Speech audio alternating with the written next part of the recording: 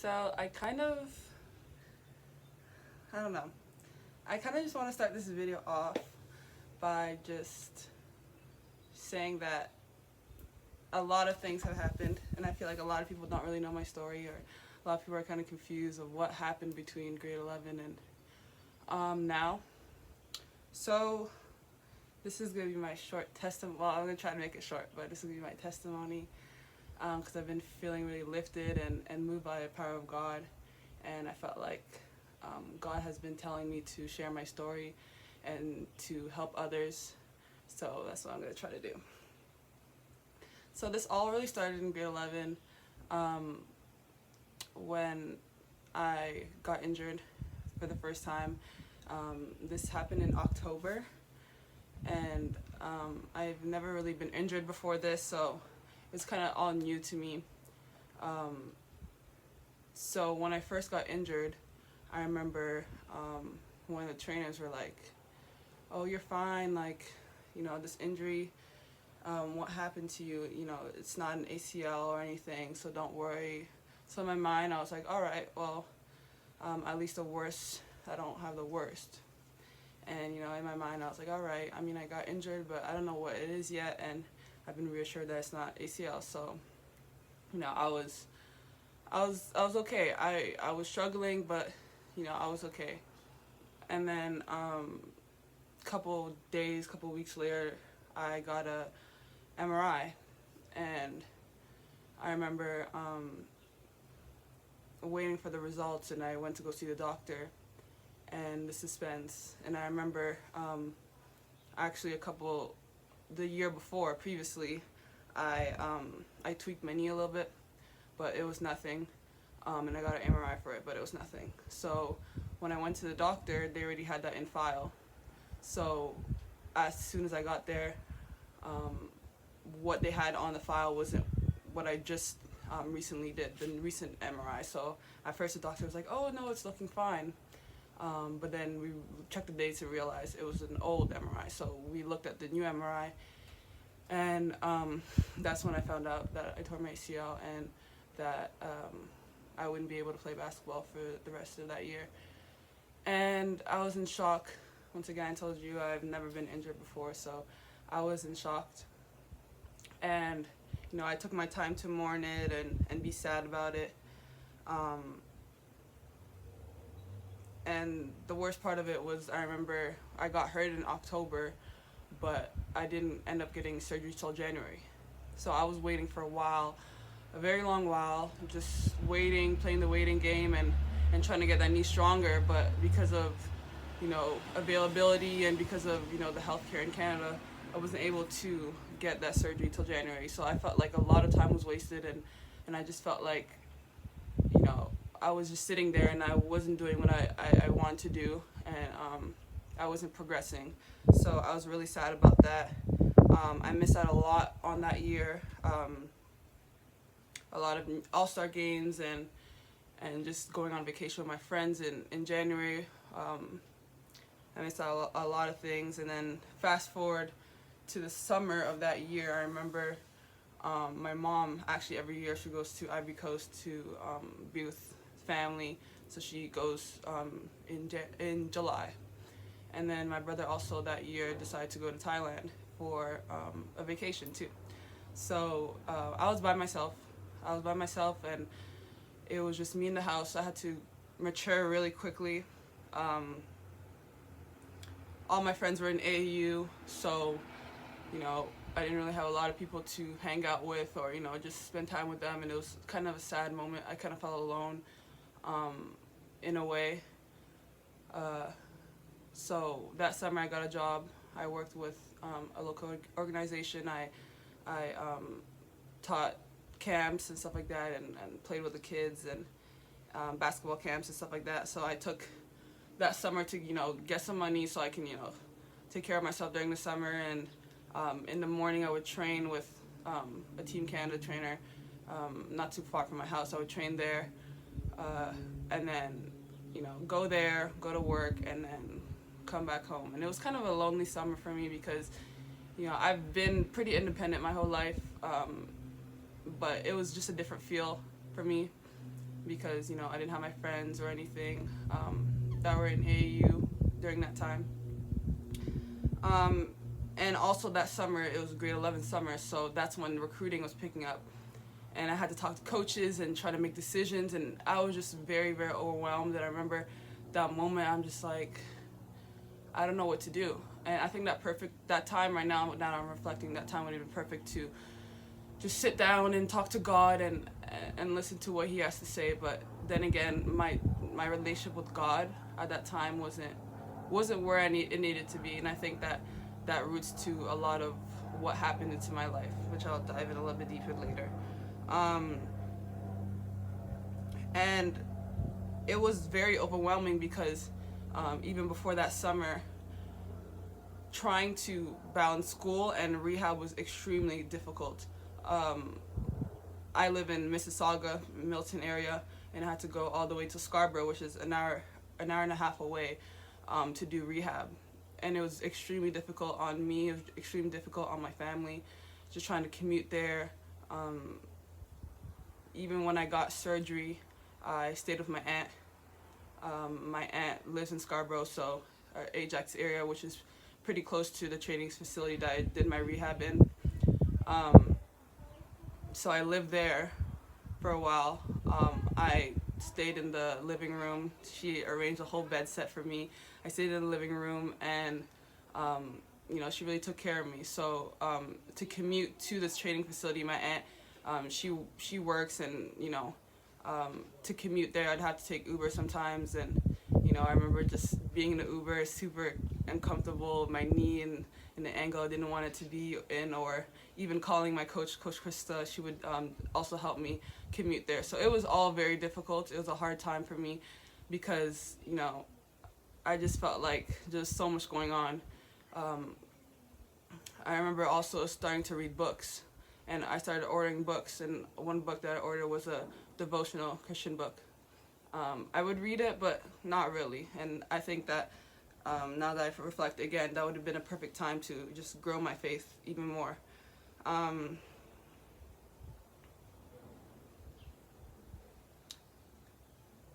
So fast forward to my grade 12 year. I'm feeling good, you know, I'm feeling great. I worked so hard that summer to get where I needed to be.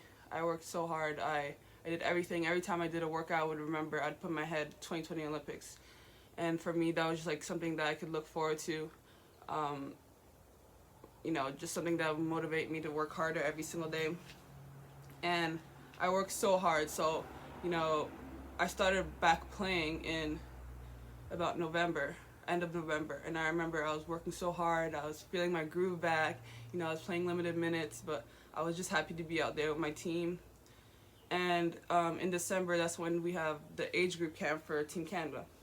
So the age group camp came for Team Canada. I was super excited. I've been watching it for a couple of months because, you know, of the injury. So I was finally excited to go back there with my teammates and my friends and all that. So I got out there, and I was playing great. I felt my groove back on. I finally had a shot, and everybody's like, whoa, like, what's going on? Because, you know, I didn't really have a shot back then. So now they're like, okay, like, this is new and improved Letitia, and I was super confident. And then I got re-injured. So that injury was tough, again, because I remember waiting for the results, and I was praying hard, and every day I was throwing holy water and just trying to, like, gain this connection. I was like, God, please help me, like, in this moment. Like, I really need your help. And then I remember stopping myself, and I'm like, I've never like had this connection with God. I've never sat down, cried, and said, God, help me. God, I love you. God, I realized that was the first moment in my life, really, that I sat down and I gave my all to God. And that is really when my journey with God started, because I realized that all this time, like, I'm only reaching out to Him when I need Him. And yes, God is there for us all the time. God is there for us when we need Him, but we need to sit down and give thanks to Him first. You know, it's like asking somebody for a favor, but, you know, you've never given something in return. Although God is not waiting for something for return, you know, that's part of our faith and building that connection with him. So that is when I realized that, you know, I'm out here begging for something that, you know, I've never given something in return. So I got the results and I found that I had to get surgery.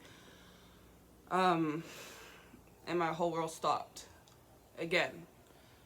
And it wasn't really a time where I questioned God, because I did have a relationship with him before. It wasn't just something that I just, you know, one day and I would pray. I felt like I had a connection with him where I would pray every day. And, you know, back then I thought I had connection, but that's not really what it is now.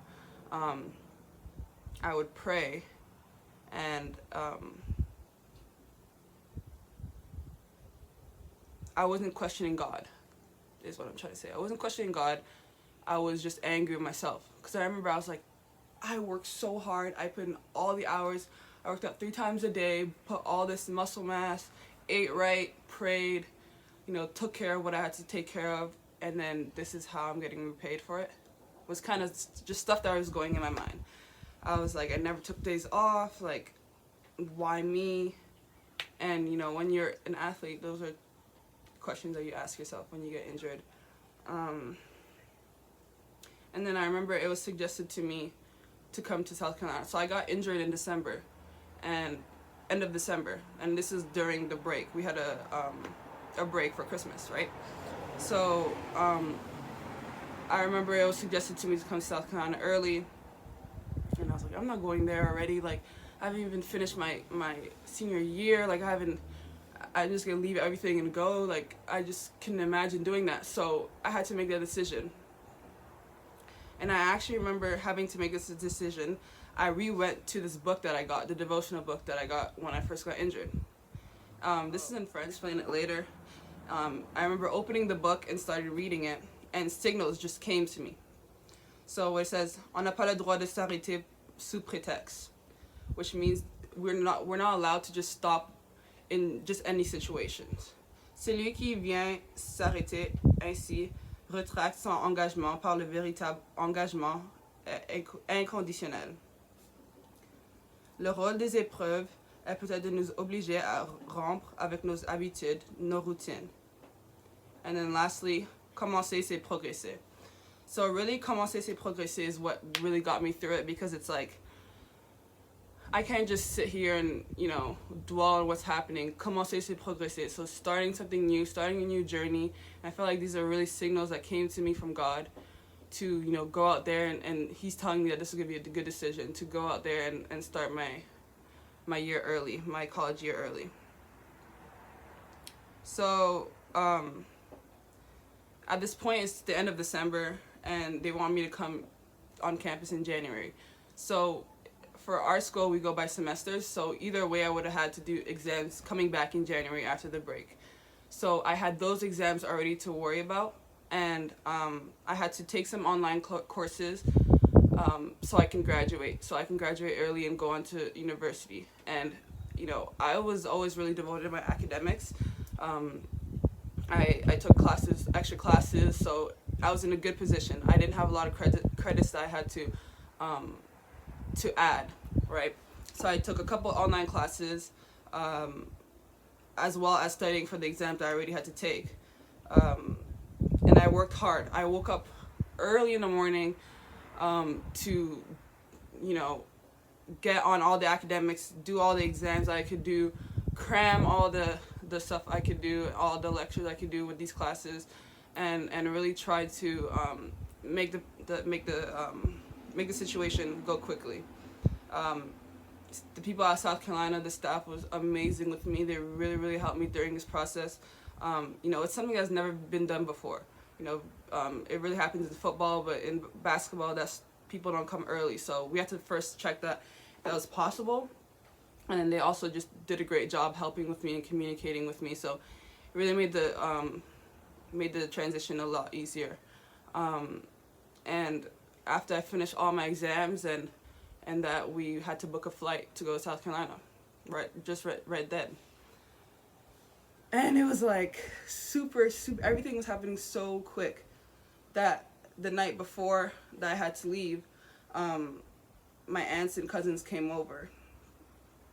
And, you know, I'd never had the opportunity to say bye to my friends or my teammates or anybody, really. Everything happened so quickly. So, my aunt came over, and let me try not to cry because this really means a lot to me. My aunt came over the night before I had to go, and she gave me this cross and this little bottle of holy water that she had prayed on, and she got from, I don't remember where she got it from, but she got this for me. And why it means so much to me is because my aunt, like a lot of people don't know, my aunt, my godmother, she has gone through a lot of cancers. Like, I don't even remember how many, it may be 3 or 4, but a lot of times when she thought that she was done with cancer, it came back. And like, for somebody like that has gone through something that's so difficult, that is life altering, to come by and give me something like that, it reminded me, I carry it with me everywhere I go. It reminded me that, you know, my situation is tough, but if somebody that is as persevered and as dedicated can get through it, then I can get through it. So my aunt really means a lot to me because, you know, ever since that moment, like, I just see the strength in her. She's such a powerful woman, and if you have ever had the opportunity to meet her, you would understand what I'm talking about. My aunt Olga, she gave me that, and it really, I think that's one of the main things that got me through a lot of things that I've been through, because I just remember that, you know, she kept fighting, and I have to keep fighting because of it. So on January 18th, I packed a couple of my things, and, you know, I was told I didn't really have to worry about a lot of things. I could buy stuff over there, and that they would take care of me. So I was like, okay, I just packed a couple things, and I was on my way to South Carolina, just like that. And I never had the opportunity because I was so busy on just making sure that I had everything figured out with compliance and, ooh, I'm shaking a little bit, with all my things academically, that I'd never had a chance to say goodbye to any of my friends. So through all this time, it was really just really tough for me. When I got there, I didn't speak to anybody, really. I was really shy. I really distanced myself from a lot of people, a lot of the teammates, because I was still in shock. Like, I just came out of high school, and now I'm in college. So it was tough for me in that situation. But I'm gonna just cut my story there. I did finish my first semester in college with an honor roll, which is crazy because, you know, I just came out of high school and now I'm doing my first semester in college. So I was really proud of that. And all this is to say that I started a relationship with God, and he reminded me that, you know, it's really corny. My best friend Tiana tells me this all the time, that he gives his toughest battles to his toughest soldiers, and I would always be like, yeah, but like, I don't understand, like, I never understand. But after reading the Bible and understanding all the things that he put his disciples through to reap the harvest of you know, benefiting of his glory, it's not for nothing. And he says that if you stick with him, that you'll reap the harvest and you'll enter the kingdom of God. So my story has a purpose, and, you know, although I was alone and felt alone during a lot of these times, if only I just listened to the calling of God, because God kept calling me, and I think that's exactly why I've been going through these injuries, because God is calling me to get closer to him. And, you know, when I reflect, I was like, why me? But there's a lot of things I could think about, you know, taking stuff for granted. For example, I think I took basketball for granted, and God also used that as a wake-up call. I think there's a lot of things I could think about now because I'm a lot more mature and I have a relationship with God, and I understand why he does a lot of his things. But, you